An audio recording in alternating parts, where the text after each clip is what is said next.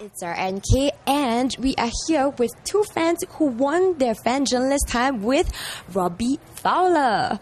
Now, he's otherwise known as God to two guys who are sitting here, one of which actually has his birthday today.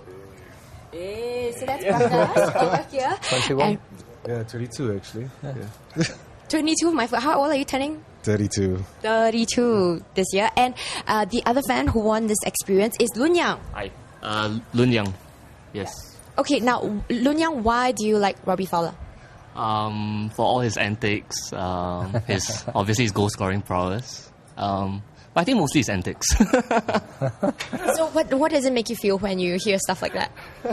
I don't know. It's quite strange actually, because I just go out and try and play football, and there's obviously people who watch it, and I think if you can make anyone happy, then you're doing your right job, or you're doing the job right, I should say. So yeah. And you've been doing it well for a long time, very long time.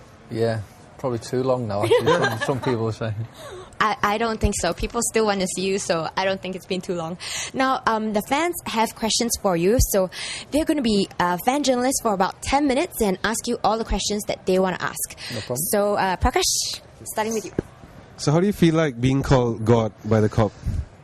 Well, obviously it's not me who gives me that nickname, but sure. I mean, to be called something like that is, I mean, you couldn't describe it. It's just fantastic. I mean, a few of the players actually called me in training one day and just stuck, and it just escalated, and then obviously all the fans in the Kop all started calling it. So yeah, Was there a lot of pressure? Well, yeah and no. I mean, it is if you want to look at it that way, but I mean, I just treat it as a nickname, and it's obviously a very good nickname to have. Sure. But you know, obviously they call me God in the dressing room, but they've called me a lot of other worse names as well, which you better not mention. But yeah, it's probably up there with one of the better nicknames, isn't it? Cool. Yeah. I'm not sure if you managed to catch the match last night, Champions League final. I know what you're going to say there. I was actually I was flying, but I was a little bit excited when I seen the news actually. So. Okay. I'm sure you still have the Man United players' numbers. Have you messaged any of them? No, I haven't, to be honest. Because, I mean, I know if it happens to me, you lose a major cup final. I know it was me, and I was getting messages off them. Then, okay. I was talking fighting talk here on me, so. No, I don't think. I know you said before about my antics and all, but I wouldn't stretch that far. Okay. I don't think that'd be nice, would it? Does trash talking happen a lot in soccer? Yeah, it probably does. But not in like a bad way. You know, they do it messing about with each other and all that. But yeah, it's a guy thing, right? Yeah, definitely. Thing. Yeah, definitely. So who do you trash talk most with?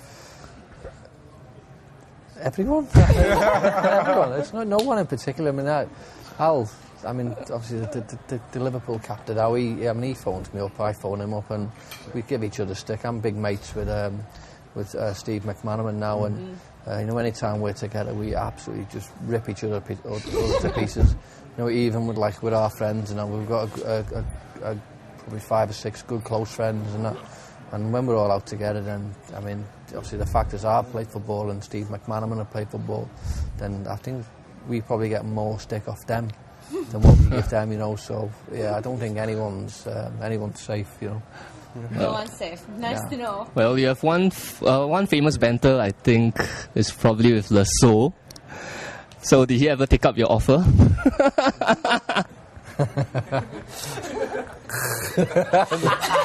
No. No? Any questions, Bob? So what inspires you to continue playing still? It's just the love of the football. You know, when you're young, you know, you always want to play football, and you know, I'm no different than probably any kid on the street. You know, I wanted to play it, and I was just fortunate enough and lucky enough to sort of make that next step into obviously playing. I know for Liverpool on the big stage.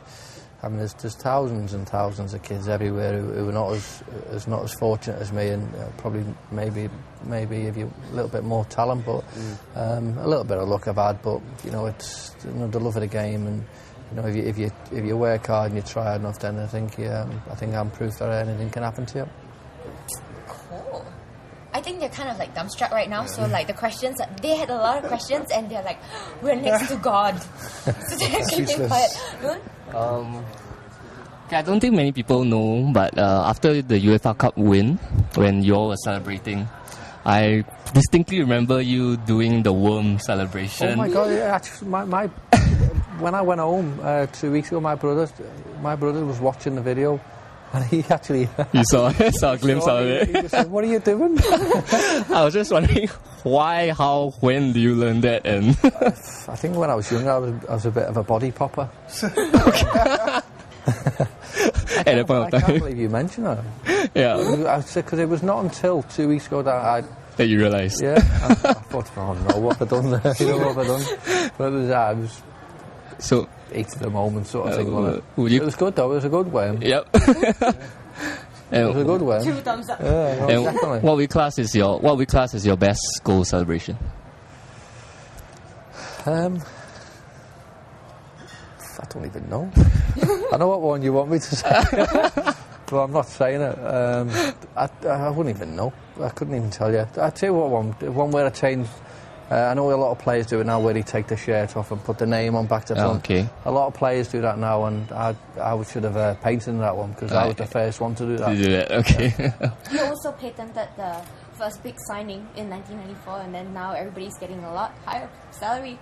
It was Sky Footballer. No, it's not. It's because of Jimmy Hill, that. You don't know who Jimmy Hill is.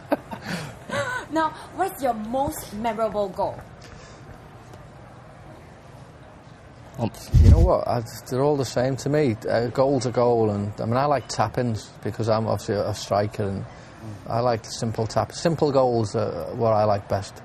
So you got to be in the right place at the right time. So little easy goals, I know. To make it a bit easier, the most favourite goal against Manchester United? What one? There's a few against Man U. Exactly. No, to me a goal's a goal. You know, you can score against bottom table, Man U top of the league games and that, but it's still only one goal in it, so they're all special, every goal. Okay. Bit of a cliched answer, but... So, share more about your new adventure with Fury. What are you expecting to do? And apart from soccer, are you going to do anything else? Well, I'm not really. No, obviously I want to go over and I want to play football, and well, hopefully the manager wants me to play football. So, no other plans. I just want to play for as long as I can, and if you're enjoying your football and everything's right, then you're going to play for as long as you can. And obviously I'm not getting any younger, and I want to play for as long as I can.